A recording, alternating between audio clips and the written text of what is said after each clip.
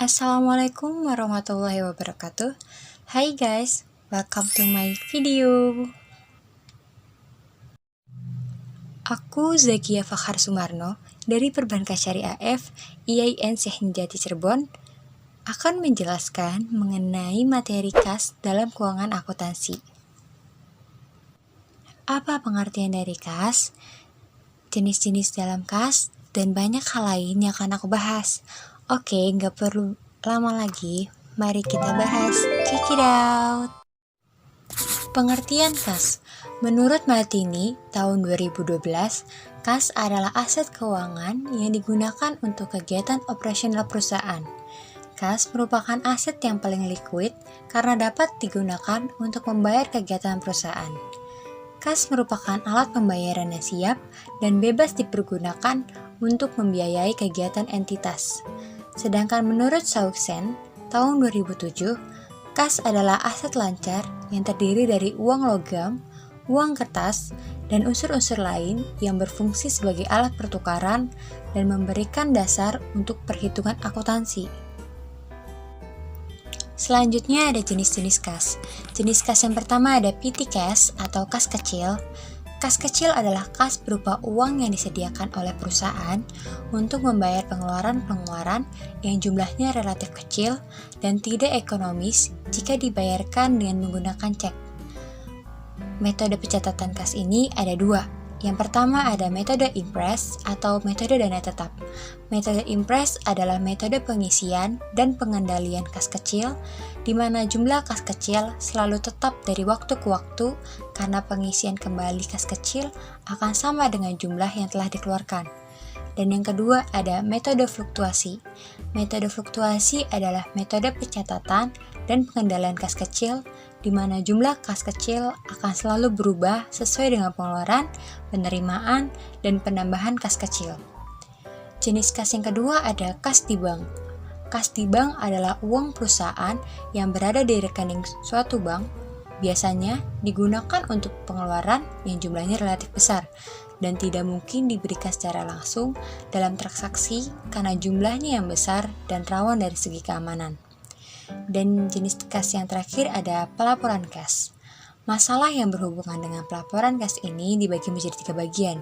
Yang pertama ada cash equivalence atau biasa disebut dengan setara kas. Adalah kelompok aset perusahaan yang memiliki maturity kurang dari 3 bulan. Setara kas ini akan sangat bermanfaat saat digunakan pada kondisi ekonomi yang sedang susah atau tidak stabil. Yang kedua ada restricted cash, merupakan kas yang sengaja disisihkan untuk kewajiban di masa depan yang jumlahnya signifikan. Dan yang terakhir ada bank overdraft, adalah perusahaan mengeluarkan cek yang nilainya lebih besar dari saldonya di bank. Selanjutnya ada fungsi kas. Fungsi kas ada 3. Yang pertama, kas kecil atau petty cash merupakan sejumlah dana dibuat secara khusus untuk pengeluaran secara rutin dan relatif kecil jumlahnya. Namun, memiliki jumlah yang terbatas secara berkala, diisi kembali jika saldonya akan dihabis. Yang kedua, kas atau bank yakni berfungsi untuk menampung transaksi penerimaan dan pengeluaran kas melalui kasir di dalam perusahaan. Dan yang terakhir, selisih kas, yaitu untuk dapat menampung sebuah perbedaan dari jumlah fisik kas dengan jumlah kas yang menurut pencatatan bukunya. Namun, ini juga bersifat sementara saja, atau sebelum penyebab selisihnya ditemukan. Selanjutnya ada motif kas. Menurut Mukhlis, tahun 2006 menyatakan bahwa ada 3 motif untuk memilih kas, yaitu yang pertama ada motif transaksi. Motif transaksi berarti perusahaan menyediakan kas untuk membayar berbagai transaksi bisnisnya, baik transaksi yang reguler maupun yang tidak reguler. Yang kedua, ada motif berjaga-jaga. Motif berjaga-jaga dimaksudkan untuk mempertahankan saldo kas guna memenuhi permintaan kas yang sifatnya tidak terduga. Seandainya semua pengeluaran dan pemasukan kas bisa diprediksi dengan sangat akurat, maka saldo kas yang dimaksud untuk berjaga-jaga akan sangat rendah. Selain akurasi prediksi kas, apabila perusahaan mempunyai akses kuat untuk ke sumber dana eksternal, saldo kas ini juga akan rendah.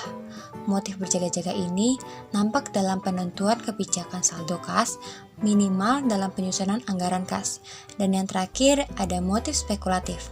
Motif spekulatif dimaksudkan untuk memperoleh keuntungan dari memiliki atau menginvestasikan kas dalam bentuk investasi yang sangat liquid. Biasanya, jenis kas investasi yang dipilih adalah investasi pada sekuritas. Apabila tingkat bunga diperkirakan turun, maka perusahaan akan berubah kas yang dimiliki menjadi saham dengan harapan saham akan naik apabila memang semua pemodal berpendapat bahwa suku bunga akan atau mungkin telah turun.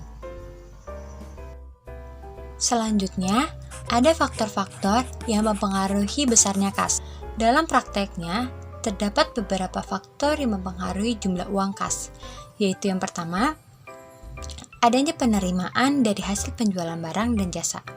Artinya, perusahaan melakukan penjualan barang baik secara tunai maupun secara kredit. Yang kedua, adanya pembelian barang dan jasa. Artinya, perusahaan membeli sejumlah barang, baik bahan baku, bahan tambahan, atau barang keperluan lainnya, yang tentunya akan berakibat mengurangi jumlah uang kas. Yang ketiga, adanya pembayaran biaya-biaya operasional.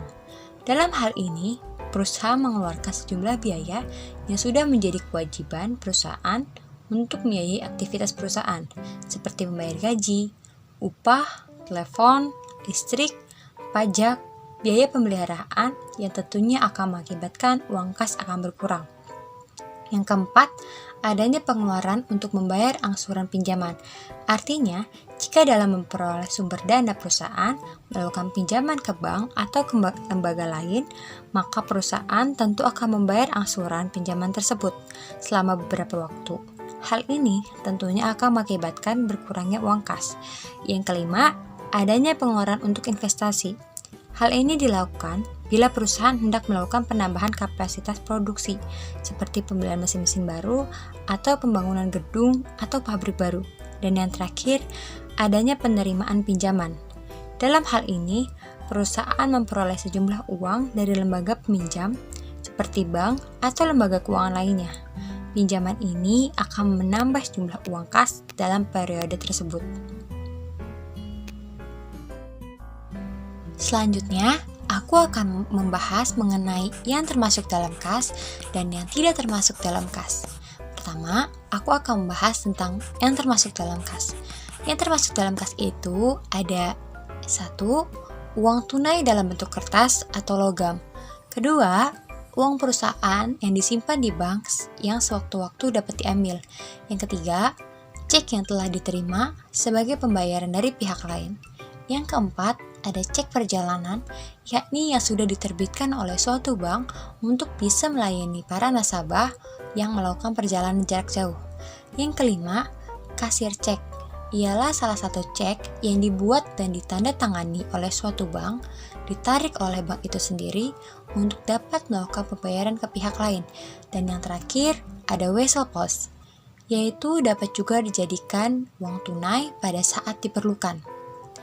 Dan yang terakhir, ada yang tidak termasuk dalam kas. Yang tidak termasuk dalam kas itu yang pertama, ada deposito berjangka atau time deposit, ialah uang yang disimpan di bank yang hanya dapat diambil setelah jangka waktu tertentu berakhir. Yang kedua, uang yang disediakan untuk tujuan-tujuan tertentu sehingga terikat penggunaannya. Contohnya, dana pensiun. Yang ketiga, ada cek mundur atau post-date check, yakni tidak dapat digolongkan ke dalam kas sebelum jangka waktunya. Dan yang terakhir ada perangko. Sekian penjelasan aku mengenai kas dalam akuntansi keuangan. Maaf bila ada salah penjelasan materi. Terima kasih sudah mendengarkan. Jangan lupa like dan komen ya.